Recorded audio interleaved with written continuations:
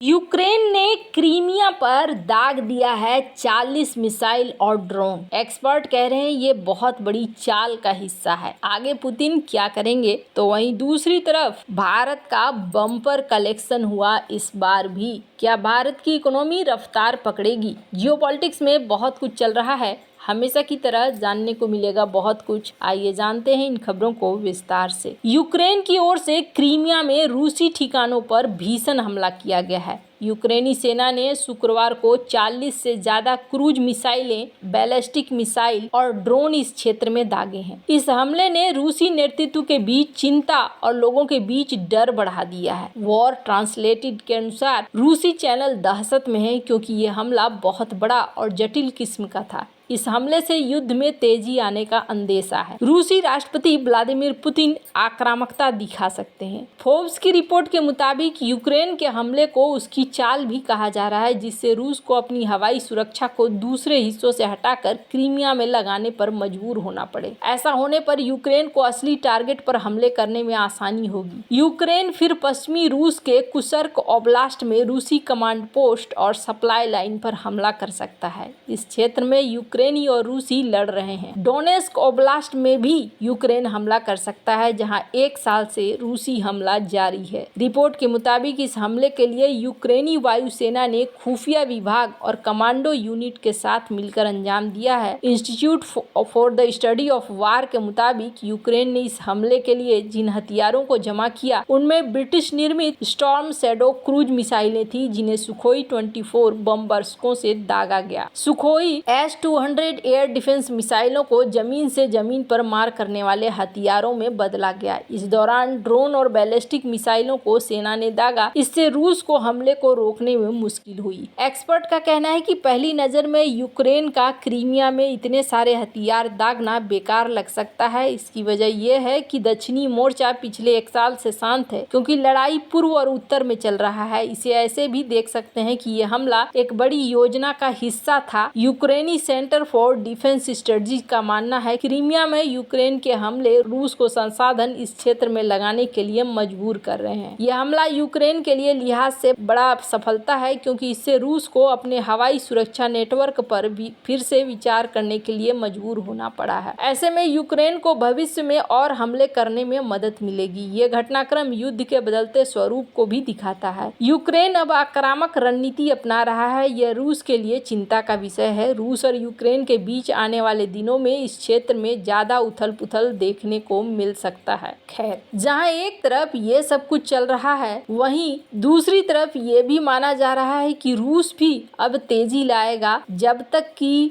Donald Trump नहीं आ जाते। अभी दोनों का यही सीन चल रहा है। यूक्रेन और रूस दोनों ही अपने अपने हमलों में बहुत तेजी ला रहे हैं, ताकि जल्दी से जल्दी ज्यादा से ज्यादा इलाकों पर कब्जा किया जा सके। अब जो सीन यहाँ पर बन रहा है, इस सीन ने एक चीज तो जरूर शो कर दिया है कि स्थिति आने वाले दिन में बहुत ही ज्यादा भयानक होने वाला है। और ये कहीं ऐसा ना हो जाए कि रूस यहाँ पर आखिरकार दाग दे परमाणु मिसाइलों को। हो अभी तक तो परमाणु मिसाइलों को नहीं दागा गया है, पर माना जा रहा है कि ऐसा भी हो सकता है। जिस तरीके से यहाँ पर प्रभाव बढ़ाया जा रहा है, ऐसे में रूस कहीं मजबूर होकर न्यूक्लियर हथियारों का इस्तेमाल न कर ले। वैसे कहा जा रहा है कि अगर इस तरह का कोई चीज होता है तो फिर रूस यूक्रेन युद्ध एक अलग ही दिशा में आपको बढ़ता हुआ दिखाई देगा। हालांकि अभी कोई शांति भी नहीं दिख रही है। स्क्रीन पर एक आर्टिकल देख सकते हैं। रूस यहाँ पर बड़ी मात्रा में ऑर्सेनिक मिसाइलों का ऑर्डर दे रहा है मास प्रोडक्शन के लिए, और ये अगर इसी तरीके से बरसता रहा MIV टेक्नोलॉजी से युक्त ये मिसाइलें, तो फिर आने वाले समय में बहुत मुश्किलें खड़ी होंगी पश्चिमी देशों के लिए भी। और ये एक बड़ी वार्निंग माना जा रहा है देशों के लिए। क्रीमिया को लेकर ये सोचा नहीं गया था कि क्रीमिया पर कुछ इस तरीके से अभी फिलहाल के लिए हमला करेगा, लेकिन इस हमले ने चौंकाया जरूर है। अब देखना होगा कि इसका जवाब कैसे देते हैं राष्ट्रपति पुतिन और किस तरीके से इस चीज को संभालने की कोशिश करते हैं। अभी कहा जा रहा है कि इसकी वजह से रडार वगैरह भी यहाँ के तबाह हुए हैं, और रडार कार तबाह होने के साथ साथ गन फायर और एक्सप्लोजन भी देखा जा रहा है। मतलब हमला इतना बड़ा है कि यहाँ पर आखिरकार इन्हें भेजना ही पड़ेगा अपने सेवा दलों को। खैर, जहां एक तरफ ये सब कुछ चल रहा है, वहीं दूसरी तरफ भारत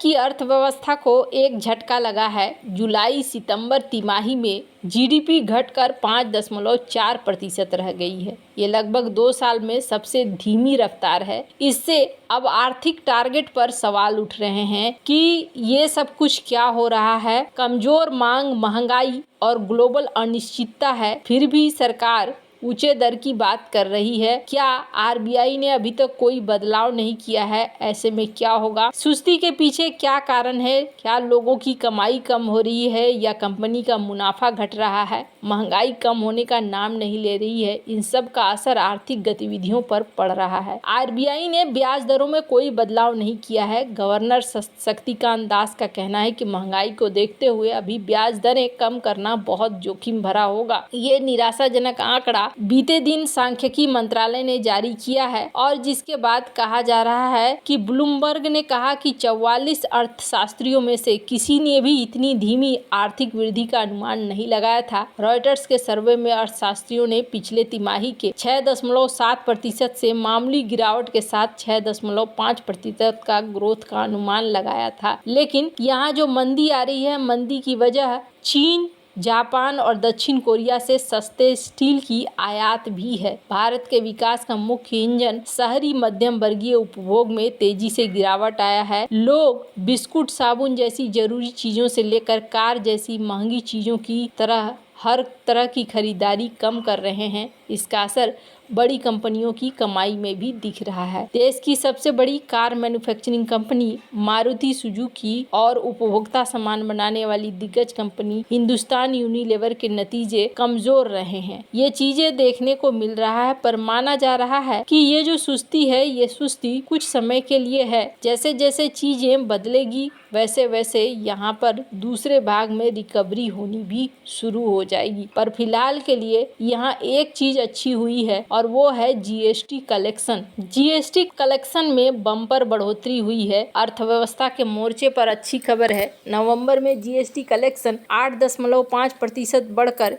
1.82 लाख करोड़ रुपए हो गए। सरकार के आंकड़ों ने ये जानकारी दी है। जीएसटी यानी कि गुड्स एंड सर्विस टैक्स एक अप्रत्यक्ष कर है। जब हम कहते हैं कि जीएसटी बढ़ गया तो इसका सीधा मतलब है कि सरकार को वस्तुओं और सेवाओं पर लगने वाले जीएसटी के रूप में अधिक पैसे मिले हैं, यानी लोग ज्यादा सामान खरीद रहे हैं और अधिक सेवाएं ले रहे हैं। सरकार ने बताया कि नवंबर में जीएसटी कलेक्शन 8.5% बढ़कर 1.82 लाख करोड़ रुपए हो गया। अप्रैल से नवंबर तक कुल कलेक्शन 14.57 लाख करोड़ रुपए का रहा है।